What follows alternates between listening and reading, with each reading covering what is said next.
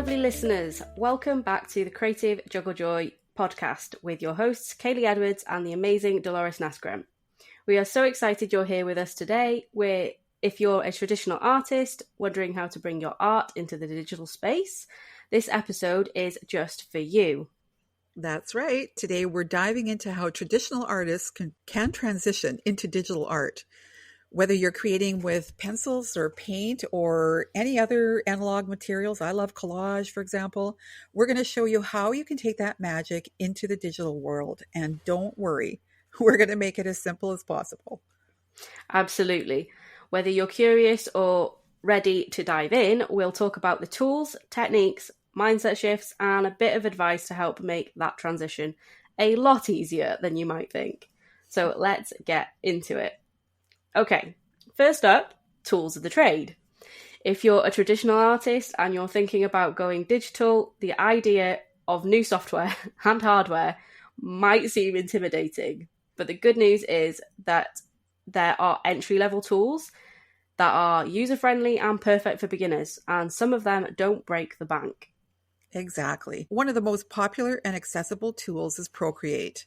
It's a fantastic option for iPad users, especially if you're just starting out with digital art, because it's easy to learn, it's intuitive, it's affordable, and it has a wide range of features for drawing and painting. Yes, I would love Procreate, but yeah, I don't have an iPad yet. I'm actually a Windows laptop user, so I don't own an iPad. I use a drawing tablet called the UG S640. So I got it for about £30 from Amazon, and it's lilac, so of course I love it. It can take a bit of getting used to, and you have to play around with the settings to get it to feel intuitive. But once you find your groove, it works great. I used to use Photoshop for my digital art when I was a teenager, back in college, and back in doing my design course, but I wasn't using it as much the past couple of years, and with all the updates, it got too hard to keep up with where everything was, so I decided to cancel my subscription. Now I'm focused on Affinity Designer, thanks to Delores. Mm-hmm. I'm using it for art, patterns, and even looking into using it to create printables. Excellent.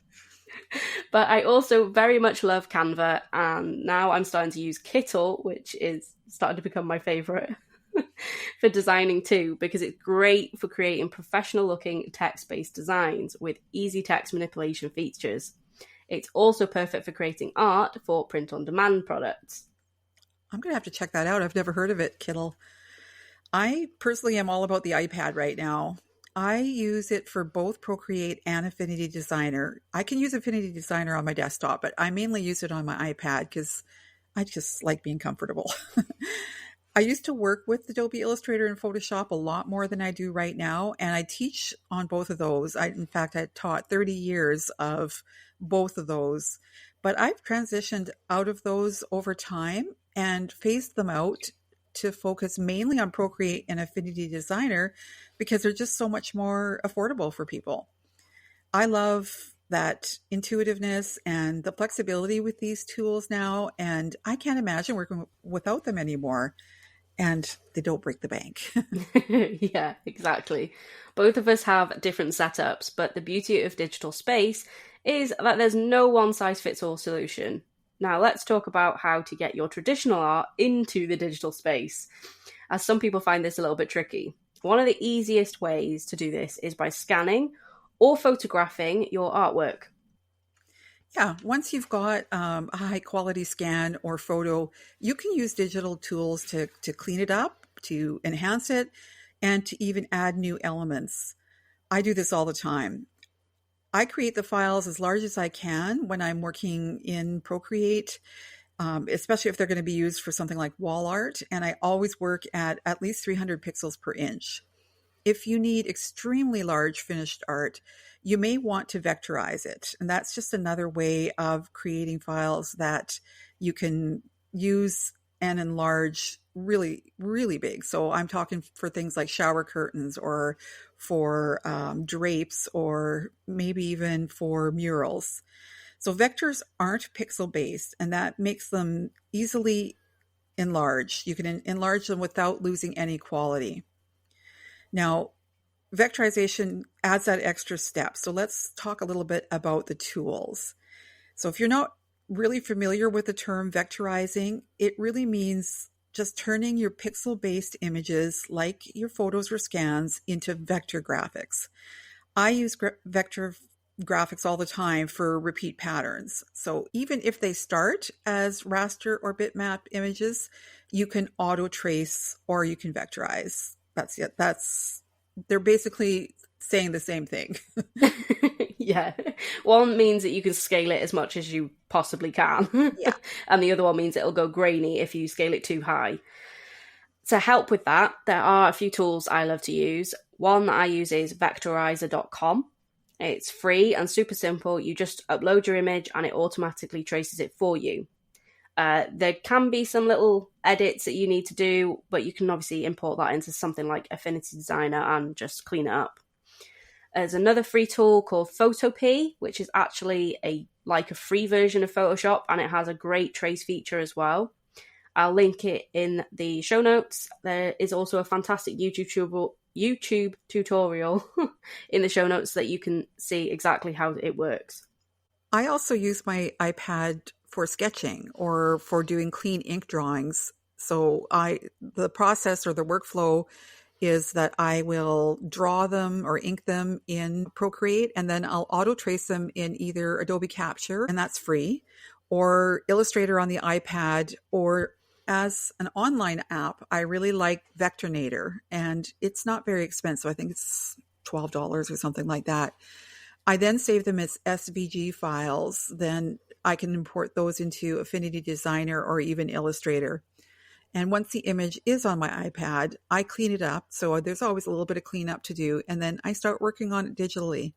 I have a lot of fun with layering and using colors in ways that I just couldn't do if I was doing it by hand. Like I would never experiment as much when I'm doing the hand done work as opposed to what I can do when I'm on the iPad. Yeah, that's what I love about the SVGs is you can change the colours and things of little areas. So if I draw something and I'm like, oh, I don't like that colour anymore, just because it's vectorized then, and I can just change the colours again. So that's awesome. And as you mentioned, I'll also be sharing my own example with you all in the show notes. I actually did a process when I first started with Affinity Designer. I took my hand-drawn Scottish Highland doodles, photographed them with my Samsung phone, and brought them into Vectorizer tool. And then afterwards, I imported them into Affinity Designer and traced them with the pen tool. And from there, I used one of Delores' Affinity Designer pattern templates, which is amazing, to create a simple repeat pattern of a Highland cow and thistles. And don't be afraid to play around with new tools. I think that's how we all learn best. And I'll have the image of my Highland cow pattern in the show notes for you to check out. Don't judge. It was my first attempt and my first time really using Affinity Designer. I love that example, Kaylie. And you actually took on a pretty complex subject matter to do your first pattern. And don't worry, we all start somewhere. And remember, this was your first attempt last year.